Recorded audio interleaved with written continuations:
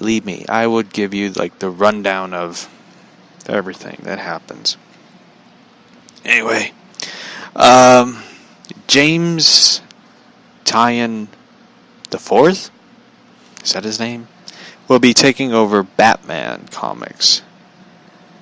Tynion, who wrote for Detective Comics until Peter J. Tomasi took over.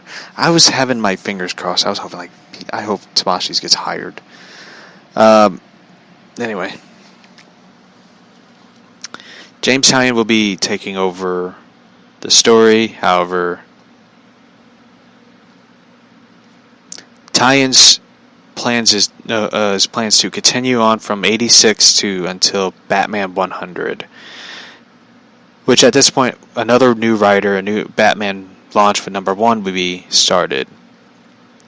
The new number 1 will be the new launch will be with Luke Fox replacing Batman Under the Cowl, which of it.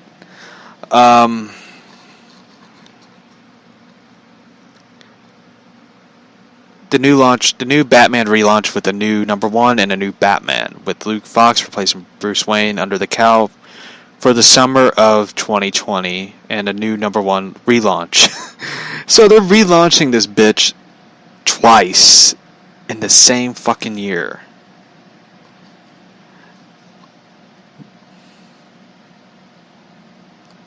Brian Bendis, however, turned down the opportunity to write Batman, stating he'd rather focus on running Superman into the ground, is basically what his plans are.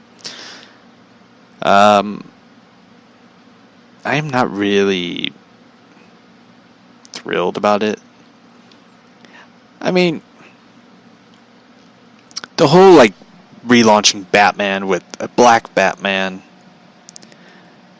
then going through the summer of 2020, which means I am not buying a Batman book, then relaunching the bitch again. They're basically doing what Marvel does. The whole Marvel platform, they're basically adopting it. We are going to do a new number 1 with a new run, then a new number 1 again. Then repeat the cycle. This is so fucking dumb. I hope James Tynion does a good job with the continuing run. I think it's kind of unfair to Tynion to be like, hey, you're going to take over Batman, but you're going to do it from 86 to 100. Then we're going to bring in a new writer to take over the entire run of Batman. It's kind of unfair to Tynion, because he had a good job with Detective Comics, even though he couldn't write Batman well, but he could write the entire family. Nightwing, especially Nightwing. He could write Nightwing pretty good. If I was in charge of DC, I'd be like, dude, you're good at writing the sidekicks and stuff. I want you to take over Titans and Teen Titans. That's what I want you to do. He could do a good job with it. He did a great job with Batman Eternal. Then he did Batman and the Ninja Turtle series. Fucking brilliant, in my opinion. But it just seems unfair that you're going to hire this guy just to do from 86 to 100.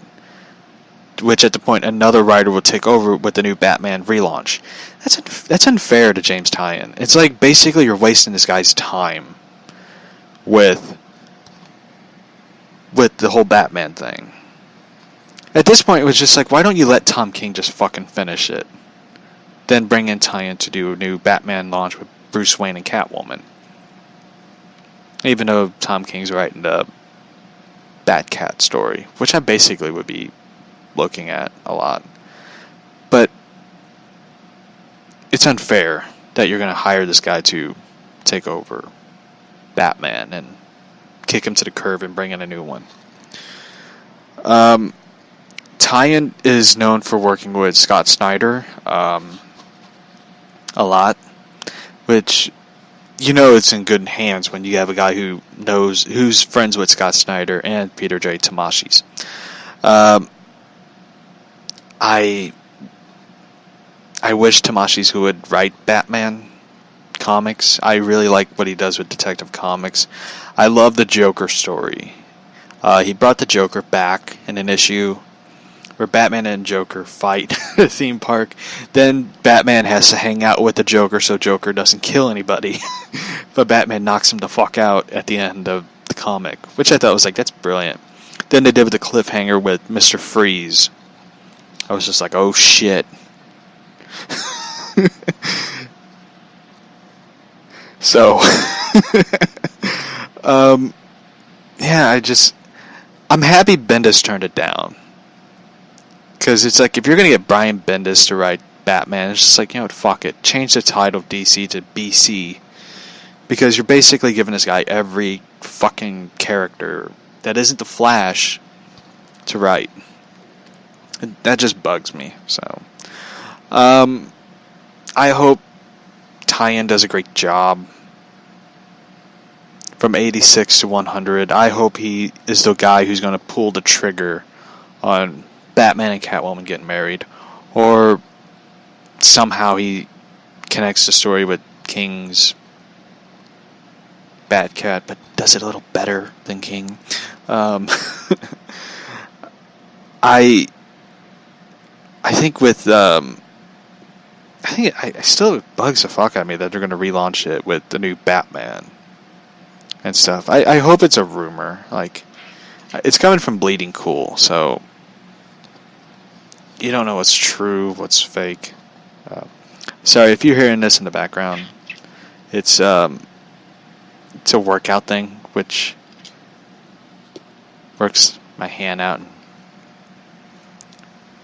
firm. You know, it makes your arms firm and, you know, builds muscle and stuff. Kind of bored, so I'm holding a microphone, so yeah. It's kind of weird though. I'm sitting on the floor in front of my laptop. I don't have a desk. I need to buy one.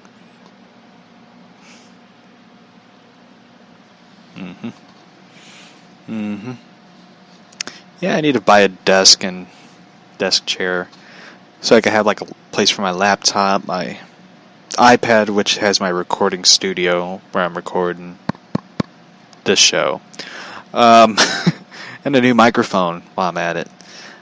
Yeah, I have a lot of big plans. So anyway, I'm happy with the way things are going with DC and stuff with the new Batman writer.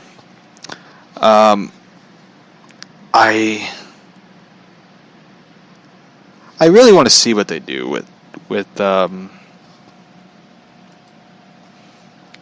Batman. You know, with Tom King saying that Batcat is going to change everything into DC and everything in the Batman universe.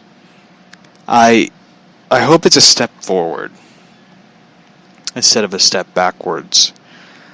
I talked about it before on the show. I talked about how I am a big supporter of the idea that they should just marry Batman and Catwoman and evolve the Bat family. I talked about it a lot, especially with the producer of the show. She agrees with me that the story of that they should just evolve the Bat family is something that a lot of people are kind of like skeptical, but at the same time kind of scared of the idea of Batman gets married to Catwoman, Batman automatically retires, Bruce Wayne automatically retires as Batman, someone else takes over. It's just like, you know, he could still be Batman and still be married. You just can't give up one part of your life to do something else. I'm not saying you can't, but you know, you can, but the whole idea of them being Batman and Catwoman and being married really makes it interesting. I mean, you get to see them evolve. You get to see them sort of drop the wall between them, that they could know more about one another. I mean, the whole idea of Batman, Bruce Wayne revealing to someone his secret identity of who he is. Like, that moment in Hush, that was something that elevated the relationship between them. It also shows that Bruce Wayne can show who he is and be who he really is to someone without feeling, something bad happening to him. I always wanted to see Bruce Wayne and Catwoman sort of have the happy life. See them evolve like Lois and Clark did in Rebirth. Like seeing Clark Kent and Lois Lane get married, have a kid, until a man named Brian Bendis came in and fucked up everything. It just made it interesting. Like, it finally gave Superman sort of a meaning in life. Like, he doesn't feel alone in the world. I know a lot of people are like, well, he has, Supergirl, who's his cousin. Power Girl, who is his cousin, but a clone of of Supergirl. Which is kind of dumb. But it's really a beautiful thing to see Superman have a son and teach his son what his Earth father, Jonathan Kent, taught him.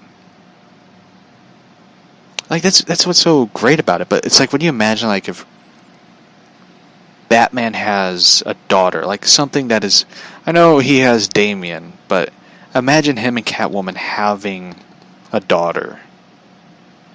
Like, imagine seeing those two have something they created and something they had to nurture and take care of and teach. Like, that's what makes it so interesting. I really want to see that in the actual DC Universe world, not on another Earth. Like, I love the Earth too that Helena Wayne exists, but Catwoman and Batman are gone. That was in, of course, the New 52, which pissed me off. I was just like, oh, you fuckers. You could have had it this way, but instead you had to take that away. I want to see them. I want to see Catwoman and Batman evolve, have another layer of identity, another layer of their human character, something that doesn't have to be with a mask. Like, I could see them as individuals, but they also have a superhero identity. And the family dynamic is gone. Like, that was something I missed in Batman. Like, when I read Detective Comics, when Tyen wrote it, then Peter J. Tomasi wrote it, I was happy to see the Bat family, the dynamic. Have them discuss things, have them work together. I want to see the entire Bat family in a comic. I'm happy to see Batman and Catwoman in a comic. But fuck, I would love to see the Bat family in a comic. See them together. Like, I miss Batman Inc. is basically what I'm saying. I would love to see them do a Batman Inc. Rebirth story. Where you have Batman, Catwoman, Damian, Helena Wayne, Jason Todd, Dick Grayson, Barbara Gordon, Tim Drake. I would love to see that. I know someone's going to be like, what about Batwoman? It's like, oh, fuck Batwoman. Who cares? I miss that story dynamic. I would love to see it. I feel like with the whole Batcat thing is people missed the whole thing. Like, they missed Bruce Wayne and Catwoman being different. I know a lot of people got annoyed with it. But the whole Batcat thing, it's just, I think what people loved about it is that they got to see two characters